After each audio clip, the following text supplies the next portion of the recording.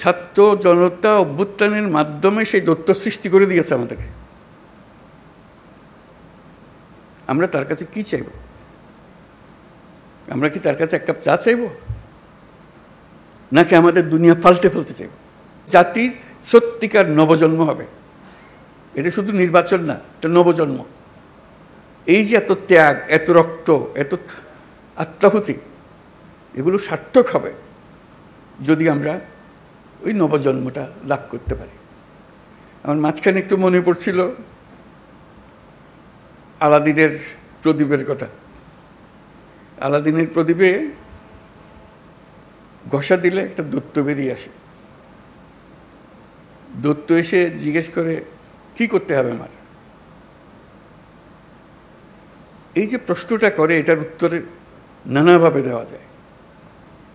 বলতে পারে যে আমার জন্য এক কাপ চা নিয়ে আসো, সে চা নিয়ে আসবে। তাকে যদি বলা হয় সারা দুনিয়া আমার কাছে নিয়ে আসো, সারা দুনিয়া নিয়ে আসতো। এখন ছাত্র জনতা অভ্যুত্থানের মাধ্যমে সেই দৈত্য সৃষ্টি করে দিয়েছে আমাদেরকে। আমরা তার কাছে কি চাইব? আমরা কি তার কাছে এক কাপ চা চাইব, নাকি আমাদের দুনিয়া পাল্টে ফেলতে চাইব? এটি হলো আমাদের হাতে। কাজে কোনো বিষয় ছোট আকারে না দেখা, যে আমরা এই জাতিকে একেবারে সম্পূর্ণ ভিন্নভাবে তৈরি করে দিয়ে যাব, এটি আমাদের হাতে সুযোগটা এসছে। এরা ছাত্র জনতা আমাদেরকে এই সুযোগ দিয়েছে। সেখানে ছোটোখাটো বিষয়ের মধ্যে আটকে গিয়ে আমরা যেন মূল বড় জিনিস থেকে হারিয়ে না ফেলি। আমরা বড় জিনিসের জন্য যাই, যে এই জাতিকে আমরা যেভাবে চালু করে দিলাম, এটা খালি উপর দিকে উঠবে, এখন আর নিচে ডাইনি বাঁয়ে তাকানোর আর দরকার নেই। ওই অংশটা করা।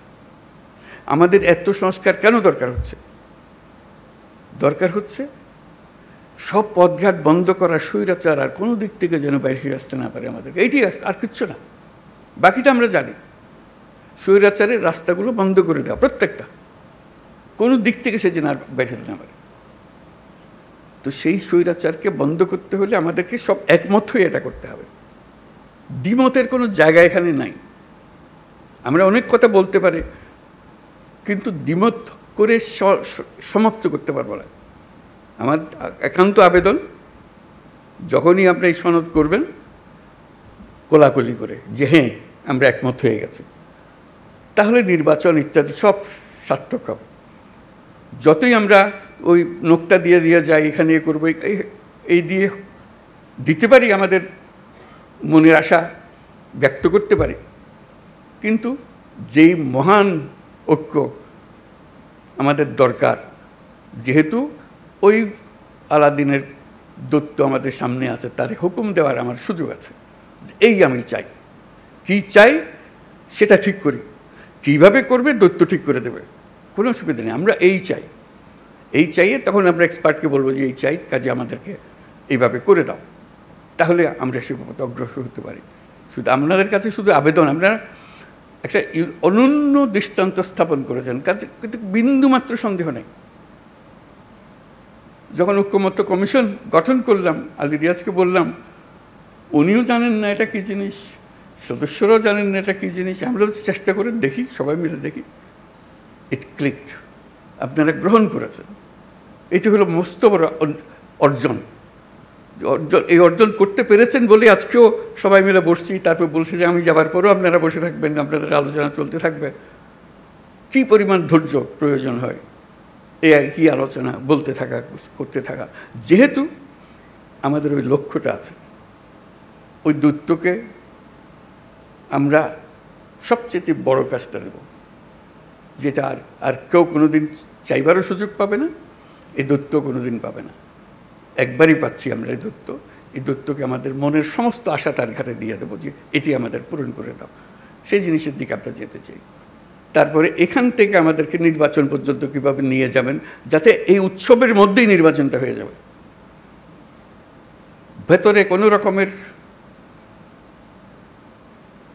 দুশ্চিন্তা রেখে যেন আমাদেরকে নির্বাচনে ঢুকতে না হয়।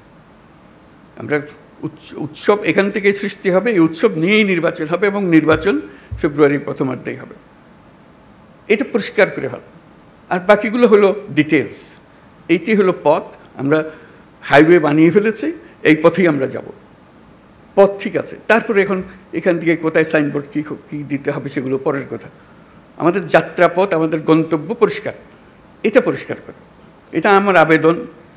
ডিটেলসের ব্যাপারে আপনারা জানেন কি আছে, কি করতে হবে।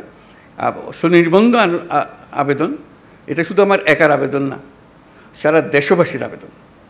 সবাই চায়, সবাই এটার থেকে মুক্ত হতে চায়, যেই সব জিনিস হয়ে গেছে তার থেকে মুক্ত হতে চায়।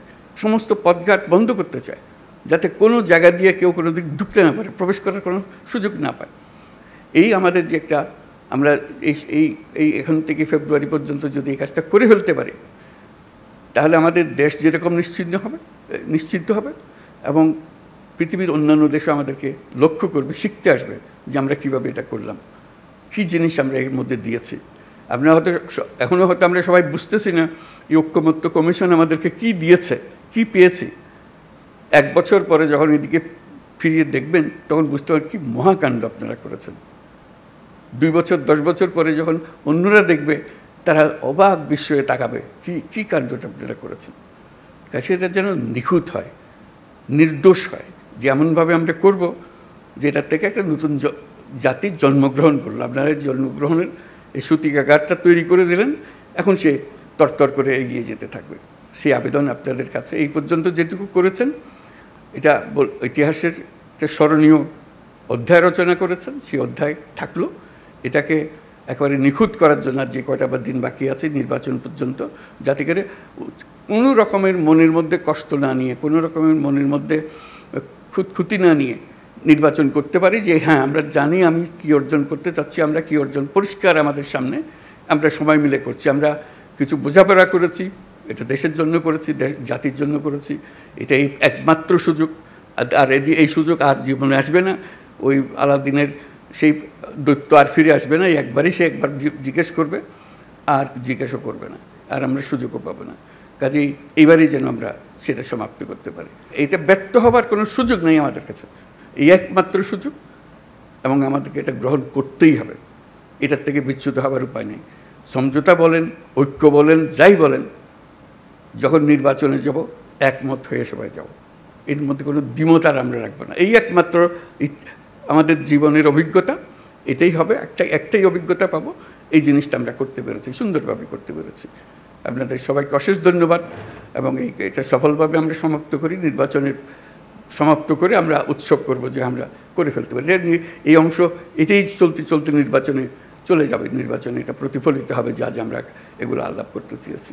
আপনাদের সবার সাফল্য হোক কামনা করছি, এবং দেশের মঙ্গল হোক। যে সমস্ত ভয়ঙ্কর কথাবার্তা আমরা শুনি, সেই ভয়ঙ্কর কথাবার্তা যেন বাস্তবে আমাদেরকে দেখতে না হয়। আমরা সুন্দরভাবে নির্বাচন করে নতুন যাত্রা আমরা শুরু করব জাতি হিসেবে। এটা মহা উৎসবে আমরা যাত্রা শুরু করব। সবাইকে ধন্যবাদ।